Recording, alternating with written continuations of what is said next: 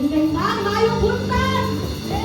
God is good! And all the time, God is good! Basahin mo, makita karon, sa matagos na karon na niya, Aderin. Excited na mo dahil na sa tubuhin na Diyos, amen? So ato sa tagal, ang pinakakusog, na malakpak ang atong buhay na Diyos! Yes! As we acknowledge the presence of God this morning, uban sa pagbaubos sa ating tagsatag sa makaugalingon, kanunan na itong inunduman kung usa kamaayo ang Ginoo sa ato. Ingon pa sa Psalms, verse 95, ingon siya, dali ka mo, dahil kong ang Ginoo. Mag-awit kita, malipayon nato sa Diyos sa atong ting panalipod. Mudul kita kaniya aron pagpasalamat. Ug awitan siya ang malipayong mga awit sa pagdayon. Kaya ang Ginoo gamhanan, Diyos gamhanang hari, ngalabaw sa tanang Diyos. Amen? Amen. Puno mga igsoon, dumaron nato sa pagdayon atong buhay na Diyos. Hallelujah!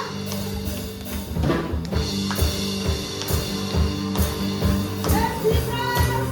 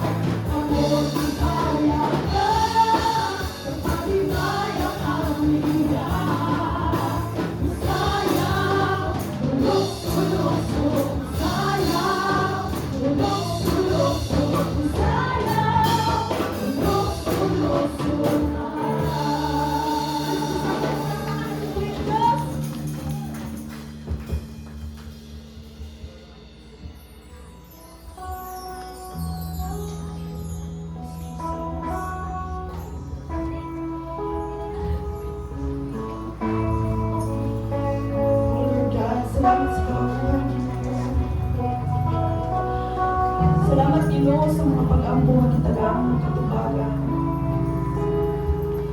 Salamat Ginoo tungod sa imong gugma. Kami naluwas Ginoo. Wala kami lain ginamit Ginoo kundi ikaw lamang. Yes, Jesus. Salamat sa pagbuban ka namo Ginoo sa tibok adlaw Ginoo. Sa tibok simana Ginoo kagibanan kinimo. Bisan pa man sa mga kasakit Ginoo, sa mga balatian nga gitagaan mo kaayuhan Ginoo. Yes, Jesus. Mga igsoon, padayon yapon kita sa pagdaig sa tumboy nga Diyos.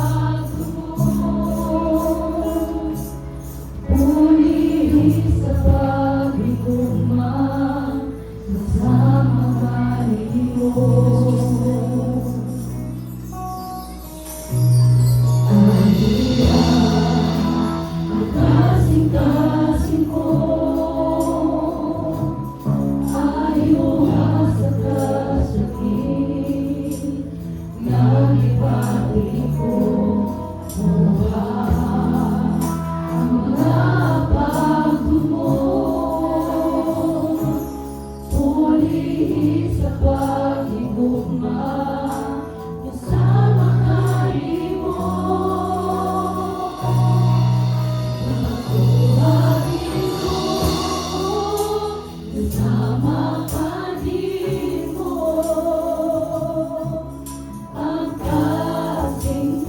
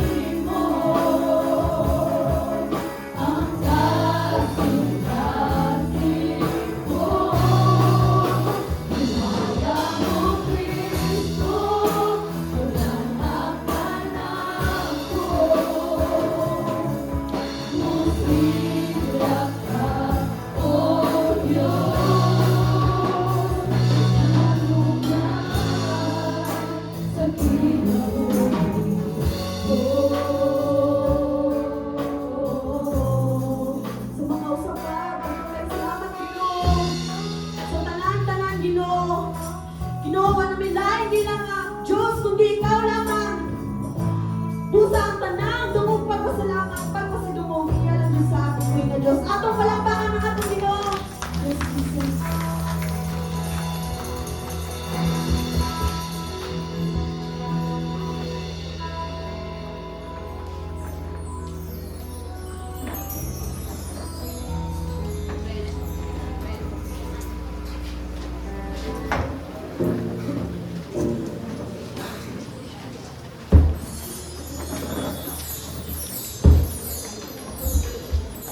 Once again, I request the congregation to please stand. The word of God in Luke 15 verse 10 says, "In the same way I tell you, the angels of God rejoice over one sinner who repents." May the Lord bless the reading of His word.